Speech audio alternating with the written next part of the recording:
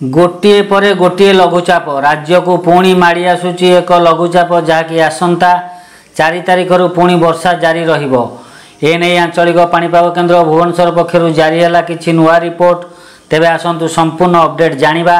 ता पूर्व वीडियो को लाइक करी चैनल को सब्सक्राइब करी बेल आइकन को दबाई दियंतु। एबे आसुथिबा लघुचाप प्रभाव रे केउ केउ जिल्ला रे प्रभाव पड़िबो। राज्यर दक्षिण पश्चिम मौसुमी वायु सक्रिय रही। यार प्रभाव में कटक अनुगुल भद्रक खोर्धा जिलार केतेक अंचल सामान्य मध्यम धरणर वर्षा लगी रही। तेज आसंता 2 ରୁ 3 दिन पर्यंत कम वर्षा हेबो बोली भुवनेश्वर आंचलिक पाणीपाग केन्द्र पक्षर सूचना मिली। एपटे आसंता 4 तारिख रे पुणी लघुचाप 3 दिन पर पुणी बढ़िबो वर्षा। सामयिक विरति नहीं राज्य को भिजाइबो। आसंता 4 तारिख बेलू उत्तर पश्चिम बंगोपसागर रे एक लघुचाप सृष्टि होवार संभावना रही।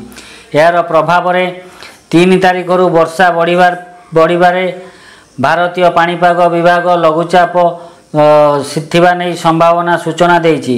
संभाव्य लघुचाप प्रभाव में तेबे आपणकर केउ जिला निहाती कमेंट रे करी जणांतु। तेबे आसुथिबा लघुचाप जेते निकटतर हेबो तेबे चित्र स्पष्ट हेबो केउ जिल्ला रे सबुठारु बेसी वर्षा हेबो।